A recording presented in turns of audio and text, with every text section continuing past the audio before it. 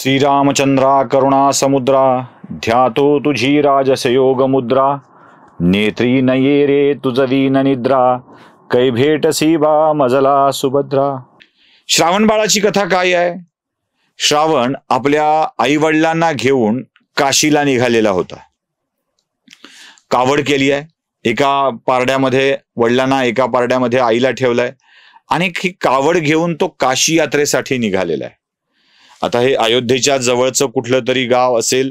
अयोध्या ते काशी अंतर फारसं मोठं नाही आहे, कारण काशी यात्रा म्हटलं की आपल्याला खूप भयंकर काहीतरी वाटतं इकडून जाणं. अयोध्येच्या जवळून काशी जवळ आहे. श्रावण आपल्या आईवडिलांना घेऊन काशी यात्रेला निघालेला आहे आणि तो काशी यात्रेला निघालेल्या श्रावणानं कावड एका जंगलामध्ये ठेवली आहे.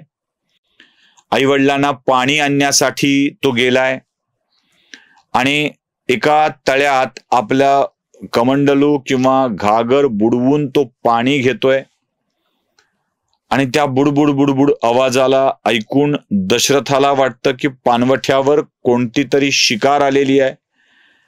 शिकारीच्या आवाजाच्या दृष्टीनं दशरथ बाण सोडतात आणि एकदम मानवी किंकाळी ऐकायला येते. दशरथांना कळतं की आपल्याकडून काहीतरी गडबड झाली आहे. ते जातात, बघतात, बाणाच्या दिशेनं जाऊन बघतात तर एक तरुण मुलगा तिथे विवळत पडलाय. तो म्हणतो, हे काय केलंस राजन, हे काय केलंस? माझे आई वडील माझी वाट पाहत असतील, पाण्यासाठी तडफडलेले असतील, त्यांचा एकमेव आधार मी होतो. तू माझा जीव घेतलाय आणि त्यांचाही जीव घेतलाय. तिथे श्रावणाचं प्राणोत्क्रमण होतं आणि मग श्रावणाच्या पाण्याचा कुंड घेऊन, ते तांब्या घेऊन दशरथ श्रावण बाळाच्या आईवडिलाकडे जातात. कोणीतरी आल्याचा आवाज ऐकून त्यांना वाटतं आपला बाळ श्रावणच आलाय. ते म्हणतात, बाळा आलास का रे, उशीर झाला जरा. दशरथ थरथरत्या हातानं पाणी देतो आणि विचारतो, तू तर श्रावण वाटत नाहीयेस, नेमका कोण आहेस? माझा श्रावण कुठे आहे? तेव्हा महाराज दशरथ आपली ओळख देऊन खरी कहाणी सांगतात. आपल्या पुत्राचा जीव गेला आहे हे कळूनच श्रावण बाळाच्या आईवडिलाचा जीव तगमगतो आणि ते त्याच संतापाच्या भरात दशरथाला शाप देऊन टाकतात.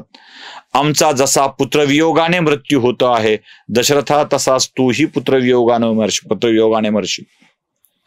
या शापाने दशरथ अगदीच व्याकुळ होतात, गहिवरतात. आपल्या हातून हे काय झालं याची जाणीव होते, पण हा शापच दशरथांच्यासाठी उशाप ठरतो असं म्हणतात.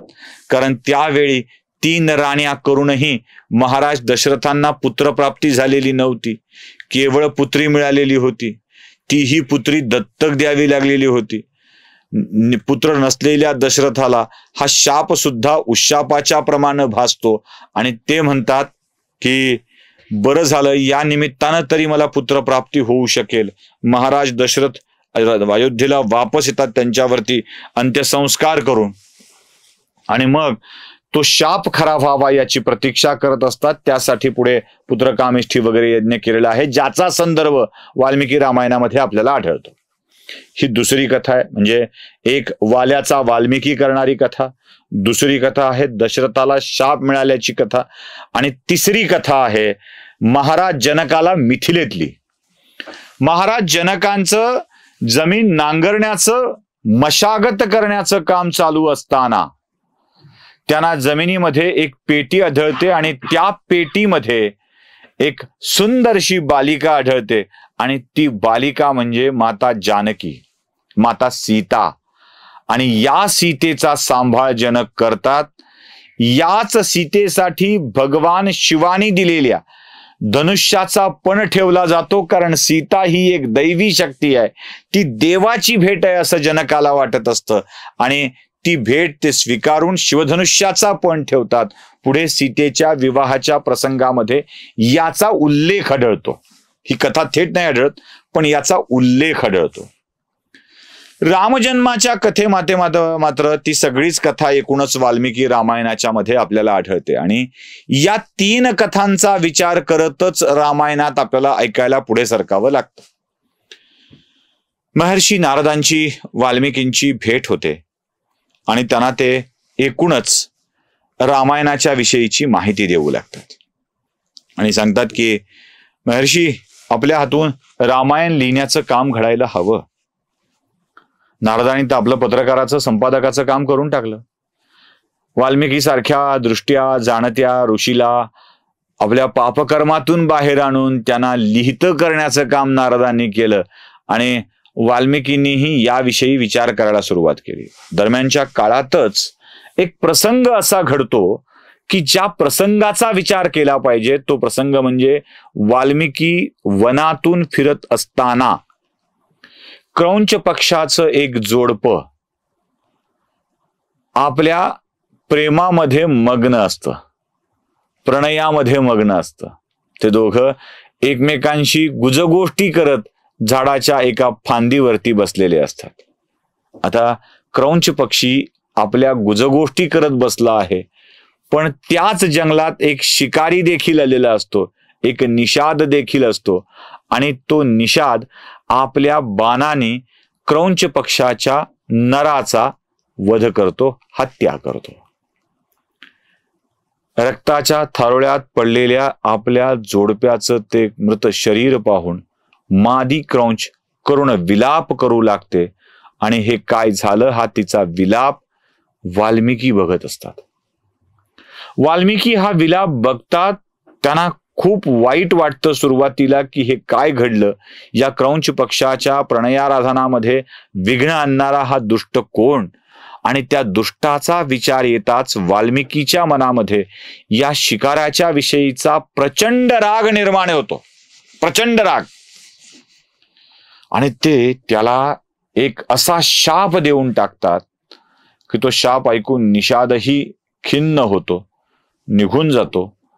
मग वाल्मिकी विचार करतात, आपण क्रोधाच्या भरात शाप दिलाय, पण हा शाप देत असताना आपल्या तोंडून आलेले वाक्य ही काव्यात्मक होती, अशी रचना होती ज्या रचनेत काहीतरी भव्य दिव्य घडायला हवंय. वाल्मिकी विचार करत बसलेले असतात की काय बरं घडायला हवं, काय बरं व्हायला हवं. मग त्यावेळी नारदांची भेट आहे. मग ते म्हणतात की तुला वाल्मिकी महर्षी, तुम्हाला रामचरित्र लिहायला हवं. आणि रामचरित्र लिहायला हवं हे सांगताना संपूर्ण चरित्र वाल्मिकींना अगदी थोडक्यात नारद सांगतात. म्हणजे अगदी आपल्याकडे एक श्लोकी रामायण आदो रामो तपो वनादिगमनम, तसं अगदी थोडक्यात हे रामाचं चरित्र सांगतात. रामाच्या एकूणच रूपाचं वर्णन करतात. अजानुबाहू असलेला, लांब केस असलेला, अगदीच पराक्रमी असलेला राम, ज्याच्यामुळं सगळ्या प्रजेचं कल्याण होतं आहे. अयोध्या नगरी अशी आहे की तिथे वाईट काहीच नाही, तिथे अमंगलाला थारा नाही. अशा अयोध्येचा राजा राम, या रामाचं प्रचंड कौतुक करतात आणि वाल्मिकींना लिहिण्यासाठी उद्युक्त करतात. वाल्मिकी हेच मनात ठेवून ठेवून ठेवून पुढे फिरत असतात आणि मग त्यांची भेट होते ती महर्षी भारद्वाज यांच्या सोबत. आता भारद्वाज महर्षी, त्यांची वाल्मिकींच्या सोबत झालेली भेट आणि भारद्वाजांनी देखील त्यांना दिलेला सल्ला की तुम्ही हे लिहायला हवं. भारद्वाज नुसता सल्ला देत नाहीत, भारद्वाज नुसता सल्ला देत नाहीत, तर ते भारद्वाज हे पण सांगतात की आपण आता ब्रह्मदेवाची भेट घेऊया, प्रत्यक्ष प्रजापित्याची भेट घेऊया, तेच तुम्हाला याबाबत सांगतील. मग भारद्वाज मुनी महर्षी वाल्मिकींची भेट थेट ब्रह्मदेवाशी घडवून आणतात आणि महर्षी वाल्मिकींना ते भेट घडवून देऊन त्यांना ब्रह्मदेव सूचना करतात की महर्षी, आपल्या हातून एक महान ग्रंथ निर्माण होणार आहे, एक महान कथा होणार आहे. आणि प्रत्यक्ष प्रजापतीच्या आदेशाने महर्षी वाल्मिकी आपल्या रामायणाच्या लेखन कार्यास आरंभ करतात.